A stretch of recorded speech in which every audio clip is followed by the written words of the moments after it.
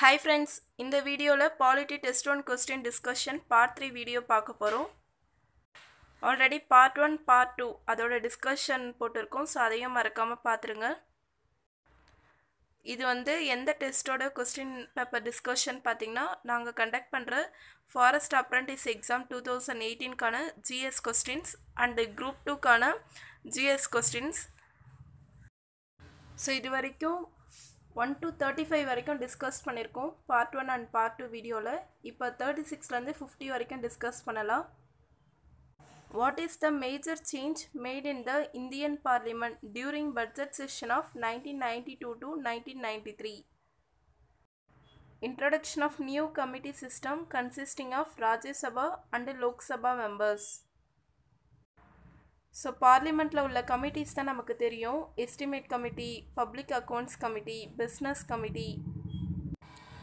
So இதில் பார்த்தீங்கன்னா இந்த எஸ்டிமேட் கமிட்டியில் மட்டும் லோக்சபா மெம்பர்ஸ் மட்டும் தான் ப்ரெசண்ட்டாக இருப்பாங்க. மற்றபடி public accounts committee, business committee அதில் தான் லோக்சபா அண்ட் ராஜ்யசபா மெம்பர்ஸ் எல்லாருமே ப்ரெசண்ட்டாக இருப்பாங்க. ஸோ அது சம்மந்தமாக டிஸ்கஸ் பண்ண தான் பார்த்தீங்கன்னா 1992 to 1993 பட்ஜெட்டில். நெக்ஸ்ட் ஒன் பாருங்கள். Which one of the following case was not related to the parliamentary powers to amending the constitution? So constitution amend பண்ணது பார்த்தீங்கன்னா கேஷானந்த பாரதி கேஸ் தெரியும், 42nd amendment 1976. கோலக்நாத் கேஸ் பார்த்தீங்கன்னா 1967 பண்ணியிருப்பாங்க. ஸோ இதே மாதிரி பார்த்தீங்கன்னா சங்கரி பிரசாத் கேஸ், இதுவும் கான்ஸ்டியூஷன் இந்த கேஸ் படி அமெண்ட்மெண்ட் பண்ணியிருப்பாங்க. ஆனால் SP Gupta's versus president of India இந்த கேஸில் பார்த்தீங்கன்னா அதாவது அமெண்ட்மெண்ட் எந்த ஒரு சேஞ்சஸும் பண்ணியிருக்க மாட்டாங்க கான்ஸ்டியூஷனில். நெக்ஸ்ட் ஒன் பாருங்கள். The committee on estimates consisting of 30 members is constituted by and the PAC committees consist of how many members? So estimate committee பார்த்தீங்கன்னா இதில் லோக்சபா மெம்பர்ஸ் மட்டும்தான் ப்ரெசண்ட் ஆகியிருப்பாங்க. இதில் 30 மெம்பர்ஸ் இருப்பாங்க. இந்த கமிட்டி பார்த்திங்கன்னா எதுக்காக இருக்காங்கன்னா பட்ஜெட், அதுக்கப்புறம் பப்ளிக் எக்ஸ்பெண்டிச்சர், இது சம்மந்தமான எல்லா விஷயத்தையும் எக்ஸாமின் பண்ணுறதுக்காக தான் இந்த எஸ்டிமேட் கமிட்டி இருக்குது. இது என்ன இயர் ஃபார்ம் ஆகியிருக்கும் பார்த்திங்கன்னா 1950 ஃபார்ம் ஆகிருக்கு. ஸோ இங்கே ஆன்சர் த லோக்சபா ஒன்லி தெரிஞ்சிடும். அடுத்த question, the PAC committee consist of how many members? பிஏசினா என்னென்னா பப்ளிக் அக்கௌண்ட்ஸ் கமிட்டி. ஸோ இவங்க பார்த்திங்கன்னா இந்த கண்ட்ரோலர் அண்ட் ஆடிட்டர் ஜெனரல் அவர் பார்க்குற எல்லா அக்கௌண்ட்ஸ் டீட்டெயிலையும் இவங்க பார்ப்பாங்க. ஸோ இந்த கமிட்டியில் பார்த்திங்கன்னா 22 மெம்பர்ஸ் ப்ரெசண்ட் ஆகியிருக்காங்க. அதில் 15 லோக்சபா மெம்பர்ஸ், ரிமைனிங் 7 பார்த்திங்கன்னா ராஜ்யசபா மெம்பர்ஸ். ஸோ இவங்க 1921 ஃபார்ம் ஆகியிருப்பாங்க. நெக்ஸ்ட் கொஸ்டின் பாருங்கள். In which year the National Development Council endorsed the recommendation of Balwant-Rai Mehta Committee report? So NTC பார்த்திங்கன்னா பிளானிங் கமிஷனுக்கான எல்லா கைடன்ஸும் தருவாங்க. இவங்க 1952 ஃபார்ம் ஆகிருப்பாங்க. இவங்க எந்த இயர் பார்த்திங்கன்னா பல்வந்த் ராய் மேத்தா கமிட்டி ரிப்போர்ட் பார்த்தாங்கன்னா 1958. 1957 தான் பார்த்திங்கன்னா பல்வந்த் ராய் மேத்தா கமிட்டி ஃபார்ம் ஆகிருக்கும். ஸோ இவங்க தான் 3 tier panchayat raj system introduce பண்ணியிருப்பாங்க. நெக்ஸ்ட் பாருங்கள். In which one of the following article under judicial review? So judicial ரிவ்யூனா என்னன்னா அதாவது ஜுடிஷியரி சிஸ்டம்லேயே இந்த மாதிரி எந்த ஒரு சட்டத்தை வேணாலும் இது செல்லாது அப்படின்னு சொல்கிற உரிமை யாருக்கு இருக்குன்னு பார்த்தீங்கன்னா ஜுடிஷியரிக்கு இருக்குது. அதாவது ஒரு சட்டம் அது நல் அண்ட் வாய்டு, இன்வேலிட், இல்லீகல் அப்படின்னு சட்டத்தை நிராகரிக்கலாம். ஸோ சட்டம்னா என்னன்னு பார்த்தீங்கன்னா பார்லிமெண்ட், அதுக்கப்புறம் ஸ்டேட் அசம்பிளி அவங்கெல்லாம் க்ரியேட் பண்ணுற சட்டங்கள் தான். இந்த கான்செப்ட் பார்த்திங்கன்னா நம்ம யூஎஸ்லேருந்து எடுத்திருப்போம். இப்போ ஜுடிஷியரி ரிவ்யூ பண்ணுறாங்கன்னா அதை எந்தெந்த ஆர்டிக்கல் படி தான் பண்ணலாம் பார்த்திங்கன்னா ஆர்டிக்கல் 32 அண்ட் ஆர்டிக்கல் 226. ஸோ இது பார்த்திங்கன்னா 32 சுப்ரீம் கோர்ட்டோட ரிட் பவர், 226 ஹைகோர்ட்டோட writ power. Next article 131 and 132 to 136. So இது ஆல்ரெடி பார்த்ததான் சுப்ரீம் கோர்ட்டோட constitutional cases, civil cases, criminal cases, special leave. அதுக்கப்புறம் ஆர்டிக்கல் 131 என்ன பார்த்தீங்கன்னா ஒரிஜினல் ஜுரிஸ்டிக்ஷன், இதெல்லாம் வந்து ஜுடிஷியல் ரெவ்யூ கீழே வருது. நெக்ஸ்ட் ஆர்டிகல் 246 என்னன்னா, அதாவது division of powers between central and state government. So இந்த ஆர்டிகல் கீழே ஜுடிஷியல் ரெவ்யூ அவங்க வந்து எந்த சட்டங்கள் வேணாலும் பண்ணலாம். நெக்ஸ்ட் கொஸ்டின் பாருங்க. Choose the correct statement. Assertion Indian parliament has bicameral legislature. Reason India is a parliamentary form of government. So India வந்து ஒரு பைகேமரல் லெஜிஸ்லேச்சர்னா லோக்சபா ராஜ்யசபா இந்த மாதிரி கொண்டதான் இந்தியன் பார்லிமெண்ட். இதை தான் பார்த்தீங்கன்னா பார்லிமெண்ட்ரி ஃபார்ம் ஆஃப் கவர்மெண்ட்டில் சொல்கிறாங்க. ஸோ அசர்ஷன் அண்ட் ரீசன் ரெண்டுமே correct. So both A and R correct. R is the correct explanation of A. Next question பாருங்கள். மணி பில்லேருந்து வந்திருக்கு. A bill is not a money bill in which case. So money பில்னால் என்ன article வரும் பார்த்தீங்கன்னா article 110. மணி பில்னால் என்னென்னா இது ஒரு கவர்மெண்ட் பில். இது எது சம்மந்தமாக பார்த்தீங்கன்னா எல்லா ஃபினான்ஷியல் சம்மந்தமான எல்லா மேட்டர்ஸ்க்கும் இந்த மணி பில்ன்றது யூஸ் பண்ணுவாங்க. இந்த மணி பில் வந்து எதை தான் மணி பில்னு சொல்லுவாங்க பார்த்தீங்கன்னா imposition, abolition and regulation of any tax. So இதான் ஃபர்ஸ்ட் ஒன். செகண்ட் ஒன் என்ன பார்த்தீங்கன்னா consolidate fund and contingency fund of India. So அதோட கஸ்டடி எல்லாமே பார்த்தீங்கன்னா மணி பில் தான். தேர்ட் ஒன் வந்து என்னென்னா regulation of borrowing of money by government. இதெல்லாம் பார்த்தீங்கன்னா இதுக்காக அந்த பணம் எடுக்கிறது தான் பார்த்தீங்கன்னா மணி பில். இதே வந்து ஒரு பில் வந்து மணி பில் இல்லை அப்படின்னா அதில் உள்ள ப்ரொவிஷன்ஸ் தான் என்னென்னா ஏதாவது ஃபைன்ஸு, பெனால்ட்டிஸ், லைசன்ஸ் இதெல்லாம் பார்த்தீங்கன்னா மணி பில் கிடையாது. அதுக்கப்புறம் ஏதாவது டேக்ஸ் வந்து இந்த லோக்கல் கவர்மெண்ட் வந்து எதாவது ரெகுலேட் பண்ணாங்கன்னா அதெல்லாம் வந்து மணி பில் கீழே வராது. ஸோ மணி பில் சம்மந்தமான ப்ரொசீஜர் சொல்கிற ஆர்டிக்கல் என்னென்னா ஆர்டிக்கல் 109. இது வந்து லோக்சபாவில் மட்டும்தான் இன்ட்ரடியூஸ் பண்ண முடியும். இது வந்து இன்ட்ரடியூஸ் பண்ணனா பிரசிடெண்ட்டோட ப்ரியர் ரெக்கமெண்டேஷன் இருக்கணும். இதை வந்து சிம்பிள் மெஜாரிட்டி படியே பாஸ் பண்ணலாம்.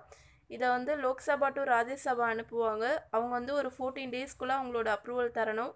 அவங்க வந்து அதை வந்து ரிஜெக்ட் பண்ண முடியாது. ஸோ எல்லாமே முடிஞ்சதுக்கப்புறம் லாஸ்ட்டாக பிரசிடெண்ட்டை போகும். பிரசிடெண்ட் வந்து அந்த பில்லை வந்து எய்தர் அதுக்கு வந்து சம்மதம் தரலாம் இல்லை வந்து வித்ஹோல்ட் பண்ணலாம். ஆனால் வந்து ரிட்டர்ன் பண்ணக்கூடாது. ஏன்னா அவர் ரெக்கமெண்டேஷன் கேட்டு தான் மணி பில் இன்ட்ரடியூஸ் பண்ணுவாங்க. நெக்ஸ்ட் கொஸ்டின் பாருங்கள். Which of the following committee is not chaired by speaker. So ஸ்பீக்கர்னால் பார்த்தீங்கன்னா இவங்க தான் வந்து guardian of parliament procedure and rules அப்படின்னு சொல்லுவாங்க. ஸோ இவங்க சம்மந்தமான ஆர்டிக்கல் என்னன்னா ஆர்டிக்கல் 93 அண்ட் பார்ட் 5ல் கவர் ஆகும். ஃபர்ஸ்ட் ஸ்பீக்கர் யார்னா ஜிவி மௌலாங்கர். இப்போ ப்ரெசண்ட்டாக வந்து சுமித்ரா மகாஜன் இருக்காங்க. இவங்களோட டென்யூர் எவ்வளோன்னு பார்த்தீங்கன்னா 5 years. இவங்கள செலக்ட் பண்ணுறது யாருன்னா மெம்பர்ஸ் ஆஃப் லோக்சபா. ஸோ இவங்க பார்த்தீங்கன்னா சில கமிட்டிக்கு வந்து சேர்மனாக இருப்பாங்க. என்னென்ன கமிட்டினா general purpose committee, rules procedure committee and business advisory committee. இன்னும் சில கமிட்டிக்கு பார்த்தீங்கன்னா எக்ஸ் அஃபிஷியோ சேர்மனாக இருப்பாங்க. அது என்னென்ன கமிட்டினா இந்தியன் பார்லிமெண்ட்ரி குரூப், அதுக்கப்புறம் conference of presiding officers of legislative bodies in the country அப்படின்னு ஒரு கமிட்டிக்கு வந்து இவங்க எக்ஸ் அஃபிஷியோ சேர்மனாக இருப்பாங்க. ஸோ இதுலேருந்து இதுக்கான ஆன்சர் நமக்கு தெரிஞ்சிருக்கும். அதாவது எந்த கமிட்டிக்கு இவங்க சேராக இருக்க மாட்டாங்கன்னா பப்ளிக் அக்கௌண்ட்ஸ் கமிட்டி. இந்த பப்ளிக் அக்கௌண்ட்ஸ் கமிட்டிக்கு யார் வந்து சேர்மனாக இருப்பாங்கன்னா ஆப்போசிட் பார்ட்டிலேருந்து ஒரு லீடர் தான் பார்த்திங்கன்னா இதுக்கு பப்ளிக் அக்கௌண்ட்ஸ் கமிட்டிக்கு சேர்மனாக இருப்பாங்க. ஸோ இந்த பப்ளிக் அக்கௌண்ட்ஸ் கமிட்டி 1921 வந்திருக்கும். அதாவது 1966 to 67 வரைக்கும் ரூலிங் பார்ட்டியில் யார் வந்து ஹெட்டாக இருக்காங்களோ அவங்க தான் வந்து சேர்மனாக இருப்பாங்க. அதாவது ரூலிங் பார்ட்டிலேருந்து ஒரு பர்சன் எடுத்து சேர்மனாக அப்பாயிண்ட் பண்ணுவாங்க. ஆனால் 1967 இருந்து பார்த்திங்கன்னா சேர்மன் வந்து ஆப்போசிட் பார்ட்டிலேருந்து சூஸ் பண்ணியிருக்காங்க. ஸோ இப்போ இந்த பப்ளிக் அக்கௌண்ட்ஸ் கமிட்டிக்கு ப்ரெசண்ட்டாக இருக்கிற சேர்மன் யாருன்னா மல்லிகார்ஜுன கார்கே. ஸோ இந்த கொஸ்டின் பாருங்கள். ரெமிஷன் அப்படின்னா என்ன? ஸோ பிரசிடெண்ட்டுக்கு பார்த்தீங்கன்னா அவரோட பார்டனிங் பவர், அதாவது மன்னிப்பளிக்கும் அதிகாரம் உண்டு. அது சொல்கிற ஆர்டிக்கல் என்னென்னா 72 பார்ட் 5. ஸோ இதில் வந்து தான் அதில் வந்து 5 மன்னிப்பளிக்கும் அதிகாரம் உண்டு. அதில் ஒன்று தான் பார்த்திங்கன்னா ரெமிஷன். ஸோ ரெமிஷன்னா என்னென்னா அதாவது தண்டனை காலத்தை வந்து குறைக்கிறது. அந்த தண்டனையை வந்து மாற்றாமல் தண்டனை காலத்தை வந்து குறைக்கிறது தான் பார்த்திங்கன்னா ரெமிஷன். ஒரு 5 வருஷம் இருந்தால் ஒரு 3 வருஷம் 2 வருஷமாக குறைச்சி தரது தான் ரெமிஷன். ஸோ ஆப்ஷன் டி தான் correct. Reduce the change of period without changing its character. First option பாருங்கள், stay of execution for a temporary period. So இந்த இது பார்த்திங்கன்னா இதை வந்து ரெப்ரிவ் அப்படின்னு சொல்லுவாங்க. இது வந்து மோஸ்ட்லி பார்த்திங்கன்னா இந்த டெத் சென்டென்ஸ், அதாவது தூக்கு அந்த தண்டனைக்கு தான் வந்து இந்த எக்ஸிக்யூஷன் வந்து ஸ்டேயில் போட்டு வச்சுருப்பாங்க. Next totally remove the conviction and sentence. இதை வந்து தான் கரெக்டாக பாடன் அப்படின்னு சொல்லுவாங்க. அதாவது ஒரு பர்சனுக்கு எந்த ஒரு தண்டனையும் இல்லாமல் ஃபுல்லாகவே அவங்கள வந்து விடுதலை பண்ணிடுறது. நெக்ஸ்ட் ஆப்ஷன் பாருங்கள், substitution of one form of punishment for a lighter form. So இது வந்து பார்த்திங்கன்னா கம்யூட்டேஷன் அப்படின்னு சொல்லுவாங்க. அதாவது ஒரு டெத் சென்டென்ஸ் அப்படின்னு கொடுத்துருந்தாங்கன்னா அதுக்கு கீழே ஒரு பனிஷ்மெண்ட் இருந்தால் அதை வந்து தர்றது தான் பார்த்திங்கன்னா substitution of one form of punishment for a lighter form. இதோட நேம் என்னென்னா கம்யூட்டேஷன். நெக்ஸ்ட்டு இன்னொன்று இருக்குது, அதுதான் பார்த்திங்கன்னா ரெஸ்பைட். ரெஸ்பைட்னா என்னென்னா, அதாவது ஒரு பர்சனுக்கு வந்து அதுவும் வந்து இந்த தண்டனையை குறைக்கிறது தான். ஆனால் என்ன ஒரு இதுலன்னு பார்த்திங்கன்னா அவங்களுக்கு வந்து அவங்க ஒரு pregnant women, disabled person, so இந்த மாதிரி ஒரு ரீசனை காட்டி அவங்களுக்கு வந்து அந்த தண்டனை காலத்தை குறைக்கிறது. ஸோ இதை வந்து ரெஸ்பைட் அப்படின்னு சொல்லுவாங்க. டோட்டலாக பிரசிடெண்ட்டோட பார்டனிங் பவர் 5 இருக்குது. ஃபர்ஸ்ட் ஒன் வந்து pardon, second commutation, third remission, fourth one respite and fifth one reprieve. Next one பாருங்கள், bills deals with fiscal matters, revenues and expenditure is called as. So இது வந்து பார்த்திங்கன்னா financial bill சொல்லுவாங்க. Financial bill என்றது என்னென்னா அதில் வந்து 2 பில் இருக்குது, ஃபினான்ஷியல் பில் 1, ஃபினான்ஷியல் பில் 2ன்னு. ஃபினான்ஷியல் பில் 1 பார்த்திங்கன்னா ஆர்டிக்கல் 117 ஆஃப் 1 வரும். ஃபினான்ஷியல் பில் 2 வந்து ஆர்டிக்கல் 117 ஆஃப் 3ன்னு வரும். ஸோ ஒன்று சொல்லுவாங்க, எல்லா ஃபினான்ஷியல் பில்லும் பார்த்திங்கன்னா மணி பில்லாக ஆகாது, ஆனால் எல்லா மணி பில்ஸும் வந்து ஃபினான்ஷியல் பில்லாக ஆகும் அப்படின்னு சொல்லுவாங்க. நெக்ஸ்ட்டு கன்சாலிடேட் ஃபண்ட் அப்படின்னா அது வந்து ஆர்டிக்கல் 266.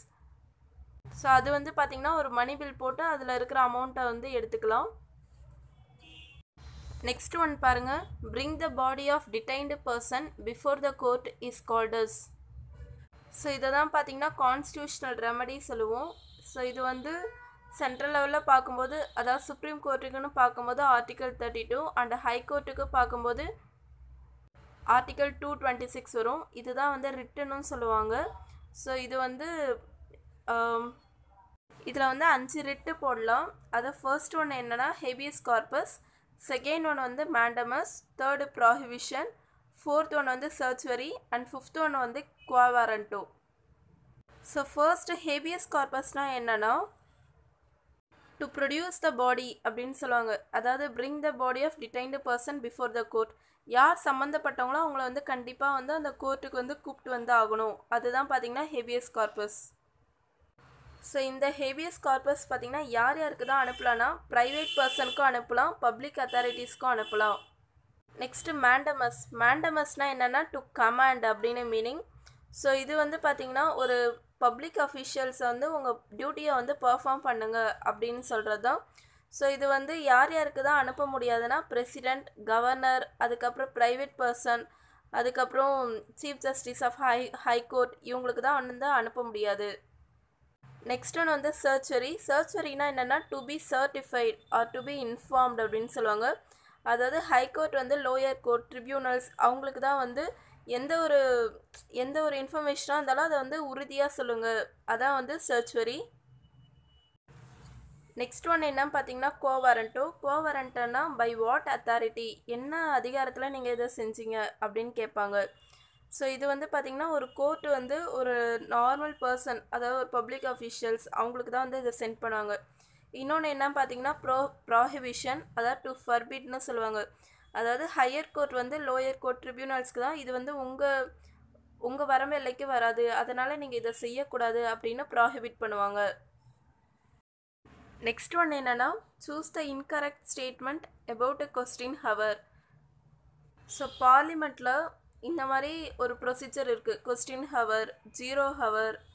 ஸோ கொஸ்டின் ஹவர்னால் ஃபர்ஸ்ட்டு பார்லிமெண்ட்டில் ஒரு 11 AM to 12 PM வரைக்கும் நடக்கும். அந்த நேரத்தில் எல்லாருமே கொஸ்டின்ஸ் கேட்கலாம். அந்த கொஸ்டின்ஸ் தான் எப்படி இருக்கணும்னா starred, unstarred and short notice கொஸ்டின்ஸாக இருக்கணும். ஸ்டார்டு கொஸ்டின்ஸ்னால் அதுக்கு வர ஆன்சர் எப்படி இருக்குன்னா ஆரல் ஆன்சர்ஸ் வாயாலே சொல்லிடுவாங்க. அன்ஸ்டார்டு கொஸ்டின்ஸ்னால் அதுக்குரிய ஆன்சர் வந்து ரிட்டன் ஆன்சராக இருக்கும். ஷார்ட் நோட்டீஸ் கொஸ்டின்ஸ்னால் அதுக்குரிய ஆன்சர் வந்து ஒரு 10 டேஸ்க்குள்ளே அவங்க தந்துடணும்.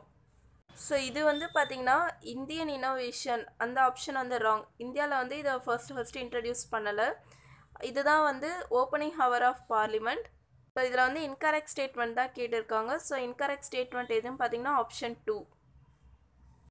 நெக்ஸ்ட் ஒன் பாருங்கள். Which of the following statement about panchayat raj is correct? First one பாருங்கள். Introduced first in Rajasthan and October 2, 1959. இது வந்து correct. Second one introduced in Tamil Nadu on 24th April 1994. இதுவும் கரெக்ட். தேர்ட் ஒன் என்னன்னா G V K Rao committee recommended for panchayat raj. So இதுவும் correct. இதுக்கான answer என்னன்னா all of this. So already நம்ம பஞ்சாயத் ராஜ் பற்றி நிறைய எக்ஸ்பிளைன் பண்ணியாச்சு. நெக்ஸ்ட் ஒன் பாருங்கள். Governor review the bill to president under which article? So governor சம்மந்தமான ஆர்டிக்கல் என்னென்னா 153 to 167. பார்ட் என்னென்னா பார்ட் 6. ஸோ இதில் வந்து ஆர்டிக்கல் 201 என்னென்னா கவர்னர் வந்து சில பில்ஸ் தான் வந்து பிரசிடெண்ட்டோட ரிவ்யூஸ்க்காக வச்சுருப்பாரு. அதுதான் ஆர்டிக்கல் 201. வேறு ஆர்டிக்கல் தான் பாருங்கள். ஆர்டிக்கல் 167. ஆர்டிக்கல் 167 படி என்னென்னா அதாவது சீஃப் மினிஸ்டர் வந்து சில இன்ஃபர்மேஷன் தான் வந்து கண்டிப்பாக வந்து கவர்னருக்கு வந்து அதை வந்து இன்ஃபார்ம் பண்ணி ஆகணும். அதை பற்றி சொல்கிறது தான் ஆர்டிக்கல் 167. நெக்ஸ்ட்டு ஆர்டிக்கல் 175னா இந்த மாதிரி ஸ்டேட் அசம்பிளி ஃபர்ஸ்ட்டு ஃபார்ம் ஆகும்போது அதை வந்து அட்ரஸை வந்து ஃபர்ஸ்ட் யாருன்னா கவர்னர் தான் பண்ணுவார். ஸோ அது சம்மந்தமாக சொல்கிற ஆர்டிக்கல் தான் 175. நெக்ஸ்ட் ஒன்று என்னென்னா ஆர்டிக்கல் 200. ஆர்டிக்கல் 200ன்றது give assent to the bill. அதாவது பில்ஸ்க்கெல்லாம் வந்து ஒப்புதல் தரது தான் வந்து ஆர்டிக்கல் 200. நெக்ஸ்ட் ஒன் பாருங்கள். ஆர்டிக்கல் 22. ஆர்டிக்கல் 22ன்றது ஃபண்டமெண்டல்ஸில் வரும். ஸோ ஆர்டிக்கல் 22 என்ன பார்த்தீங்கன்னா ப்ரிவென்டிவ் டிடென்ஷன். அதாவது என்னென்னா ஒரு முக்கியமான ஒரு சம்பவம் வந்து ஒரு இடத்துல நடக்க போகுதுன்னா அந்த இடத்துல முக்கியமான லீடர்ஸ் தான் வராங்கன்னா அதுக்கு முன்னாடியே வந்து இந்த மாதிரி போலீஸ் ஆஃபீஸர்ஸ் அவங்க தான் என்ன பண்ணுவாங்கன்னா அந்த இடத்துல ஒரு பிரச்சனை வர மாதிரி ஒரு பர்சன் இருந்தாங்கன்னா அவங்கள வந்து இந்த மாதிரி அரெஸ்ட் பண்ணிடுவாங்க. எதுக்காக பார்த்தீங்கன்னா அவங்க எதாவது தப்பு செஞ்சுருக்காங்களா அப்படிதான்றதை விட அவங்களால எந்த தப்பும் நடக்கக்கூடாது. ஸோ அதுதான் பார்த்தீங்கன்னா ப்ரிவென்டிவ் டிடென்ஷன். ஸோ இந்த ப்ரிவென்டிவ் டிடென்ஷன் படி தான் பார்த்தீங்கன்னா நிறைய லாஸ் தான் வந்திருக்கும். அதில் வந்து மிசானா 1971 வந்திருக்கும். நெக்ஸ்ட்டு நசா வந்து 1980, டடா 1985, பொட்டா 2002 இதெல்லாம் வந்திருக்கும். ஸோ இந்த இயர் தான் நல்லா பார்த்துக்கோங்க. இந்த கிளாஸஸ் உங்களுக்கு யூஸ்ஃபுல்லாக இருந்தால் நீங்கள் எங்களோட TNPSC group 2 prelims online course plus test batch join பண்ணிக்கலாம். என்னைக்கு ஸ்டார்ட் ஆகுது பார்த்தீங்கன்னா August 20 ஸ்டார்ட் ஆகுது. இந்த கிளாஸஸ் சம்மந்தமாக ஏதாவது டவுட்ஸ் இருந்தால் நீங்கள் எங்கள் வாட்ஸ்அப் நம்பர் காண்டாக்ட் பண்ணலாம். ஸோ இந்த வீடியோஸ் உங்கள் ஃப்ரெண்ட்ஸ் எல்லாருக்கும் ஷேர் பண்ணுங்கள். எங்கள் வீடியோ சப்ஸ்கிரைப் பண்ணுங்கள். தேங்க்யூ.